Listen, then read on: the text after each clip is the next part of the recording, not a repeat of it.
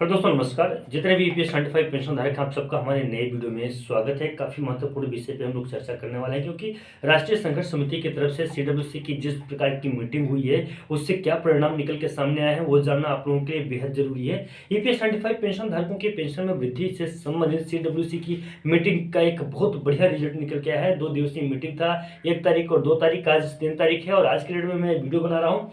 2 चरण में मैं इसको डिवाइड कर दिया हूँ। पहला नंबर माननीय कमांडर अशोक रावत जी के माध्यम से ईपीएस 95 पेंशन धारकों के लिए क्या बात कही गई है और दूसरा जो चरण रहेगा वो माननीय रजावत जी के माध्यम से ईपीएस 95 पेंशन धारकों के लिए कौन सी बात कही गई है।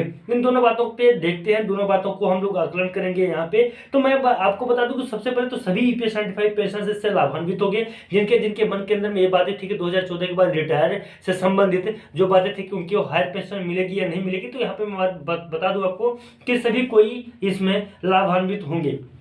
जो ईपीएस 95 पेंशन धारक हैं, जितने भी ईपीएस 95 पेंशन धारक हैं सभी इनमें लाभान्वित होंगे।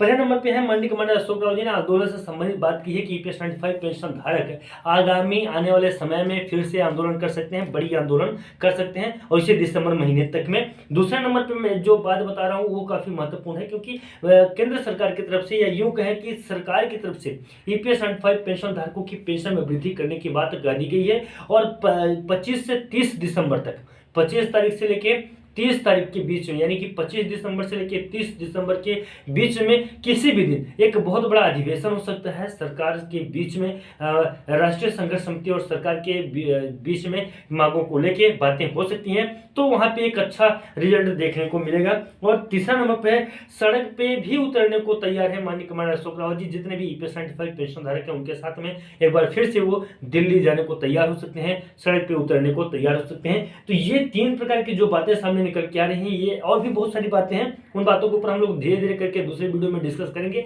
फिलहाल जो मुख्य बातें थी ये मुख्य बातें ये थी। अच्छा, मैं आपको लाइव वीडियो भी वहां के कुछ दिखाना चाहूंगा और लाइव वीडियो भी मैं आपको दिखा दूंगा। हालांकि पीछे बैकग्राउंड में आपको दिखाई दे ही रहा होगा, लेकिन इसके बावजूद भी मैं आपको लाइव वीडियो दिखा दूंगा। इन वीडियो को मैं डायरेक्टली जो है तो अपने यूट्यूब पे अपलोड कर दूंगा, वहां से भी आप लोग देख लीजिएगा।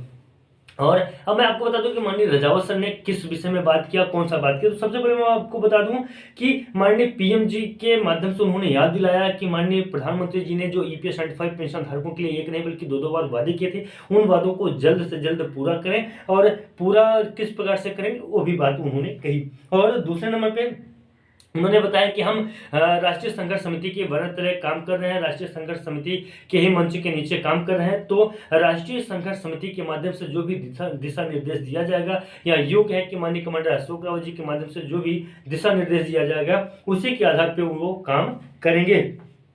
तीसरे नंबर पे जो काफी महत्वपूर्ण बात है कि एनएससी ही कि ईपीएस 95 पेंशन को पेंशन की राशि दिलाएगी और दूसरी संस्थाओं के माध्यम से ईपीएस 95 पेंशन धारकों की पेंशन में वृद्धि नहीं किया जा सकता, क्योंकि वो ऐसे हैं कि कोई वो बहुत मतलब कि किसी राजनीति पार्टी से जुड़े हुए नहीं है, बल्कि वो सिर्फ और सिर्फ लोक कल्याण के हित में जितने भी ईपीएस 95 पेंशन धारक हैं उनके हित को ध्यान में रखते हुए ईपीएस 95 पेंशन धारकों की पेंशन में वृद्धि करवाएंगे। और ये पेंशन सिर्फ वो अकेले वृद्धि नहीं करवा सकते हैं, जितने भी ईपीएस 95 पेंशन धारक हैं सबका सहयोग उनको चाहिए। और आगे उन्होंने बताया है सबसे प्रमुख बात कि 50,000 करोड़ तक का जो बजट है वो ईपीएस 95 पेंशन धारकों को मिलने वाला है।